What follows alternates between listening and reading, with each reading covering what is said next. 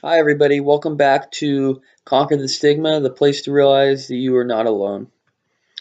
Today, I'm going to be talking about my story and journey with anxiety and depression and what I've really learned from it about myself and mental health in general.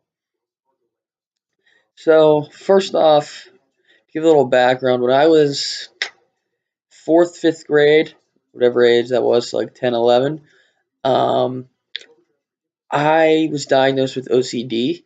And back then, it was different things like worrying about if I was going to be late for the bus, or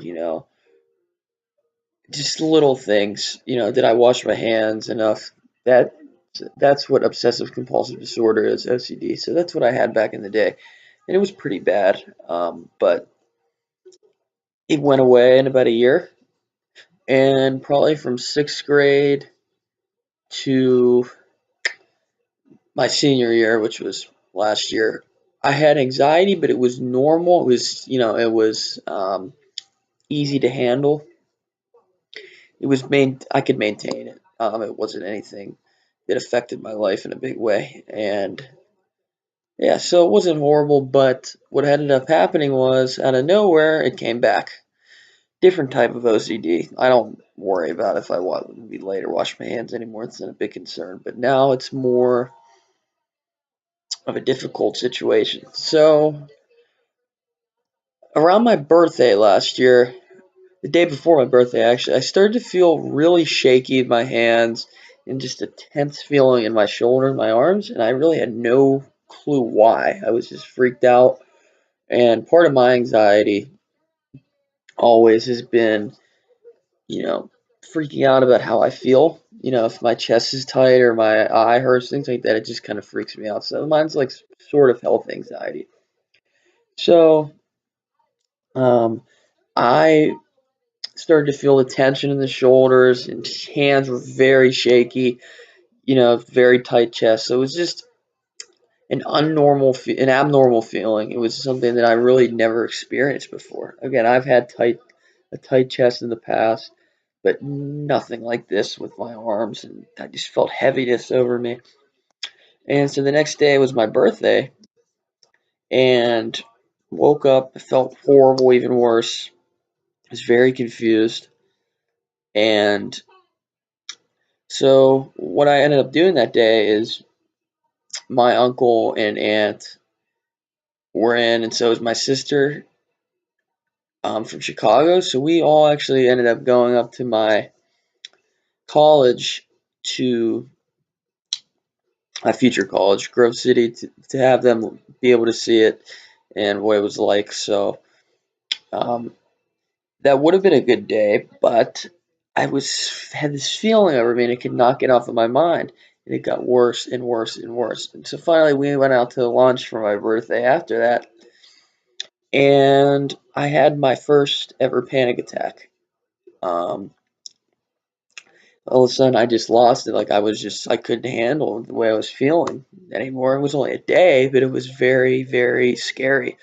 So I mean, middle of the restaurant, started crying completely. Everybody probably saw it. I mean, oh well, but it was very scary. It was very um, freaky. I did not know what was going on. Once I calmed down, um, I didn't have I didn't feel terribly panicked anymore, but I felt this crappy feeling in my shoulders, and my chest still, and just a sense of you know just being down. So that was not fun whatsoever. And so I'd say for the next week or so, I didn't have another panic attack like that for another during that week, but I still felt the tension. I still felt just the weird feeling. So it was kind of upsetting. But I ended up going to Disney um, with my school choir because I was in chorus, and it went away when I got there, when I came back. So it was gone for about a few weeks, and all of a sudden it creeped back just like that. And I say I had two panic attacks in a row in a 2 day period. One of them was I thought was so bad that I had to go to the hospital. Again, they said nothing was wrong. It was just your anxiety. And I repeatedly told them, you're right, but like I don't know what I'm anxious about. It's just this way I'm feeling. And the second panic attack I had the next day, I knew I needed to do something because it was just too much. So I ended up going to the doctor, and we both decided to get on a medicine, anti-anxiety medicine, which are known as antidepressants. I went on Prozac, and I'd say from that time until late July was absolutely horrible. The Prozac did nothing for me. I had a lot of panic attacks during the summer, which is not a fun time to have panic attacks.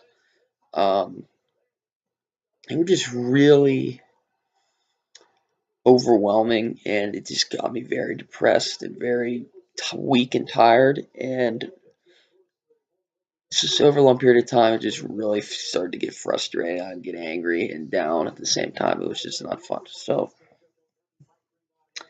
what I ended up doing is getting off the Prozac because I was just not working for me in that 2 month period. It takes a while to work, any antidepressant, but 2 months I knew it was not going to work. And another tip that I have that I'll talk about when I talk about um, medication, really the stigma behind that.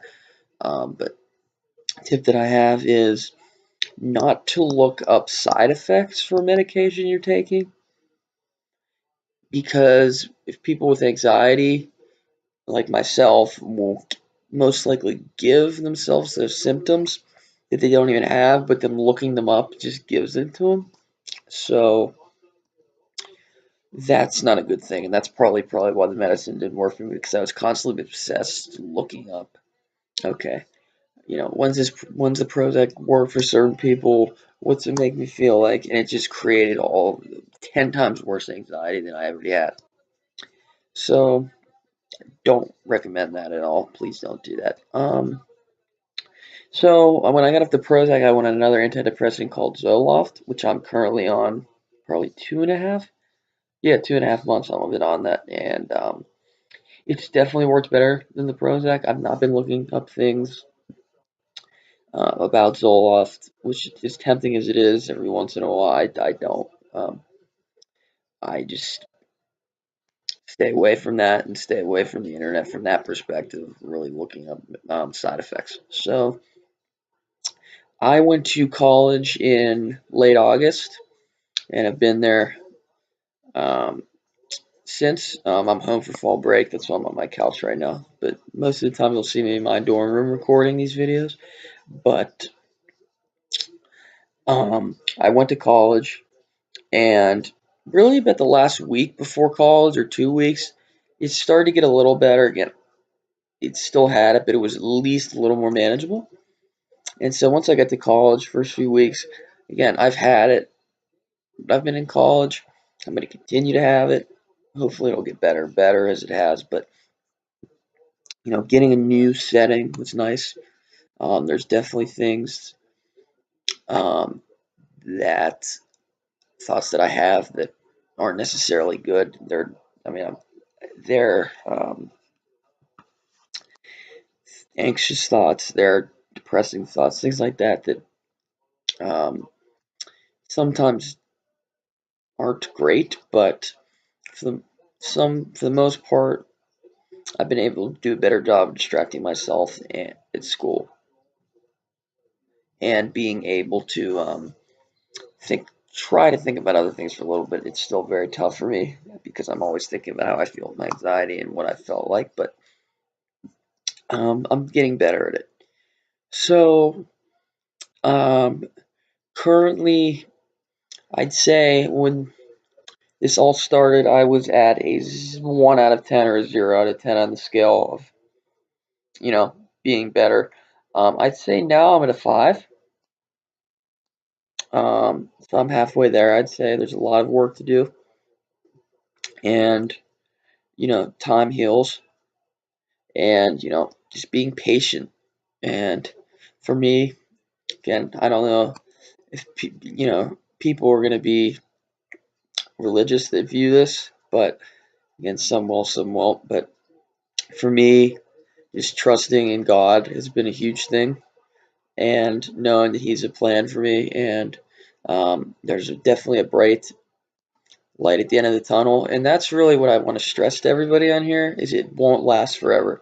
There's a reason for everything, and there will be good that comes out of the darkness. So um, that's really what I've realized. Again, I struggle with it every day, but overall, I know that I made improvements, and you really have to just try to reflect on those improvements and be happy about them, even though they're not where you totally want to be.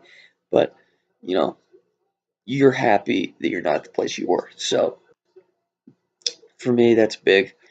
Um, yeah, so that's really my experience. Again, my anxiety. A lot of people who view this in the real world have anxiety over certain things, like you know like I said, being late, or their job, or homework, which I have some of that, being in college, studying, things like that are stressful. But you know, or being down about losing a family member, or breaking up with a girlfriend, things like that. There's a lot of reasons for those things. They trigger them, and some people like me just have the anxiety disorder for no reason. There's nothing that's really making them feel like that except their disorder. It's a chemical imbalance. It's not your fault if you have it. Um, it's just good to get help, and try to do what you can to make it better as much as you can. Again, you might not completely do anything, but you just got to try your hardest. And yeah, so that's my journey so far. That's really why I created the blog, because I had this, and I had this thought come up to me beginning of college. I was like, okay, I'm gonna try to make a light out of what I have to help other people, and that's really my goal with this blog, with this YouTube channel, with my blog, and just creating a community, like I said in the previous video. So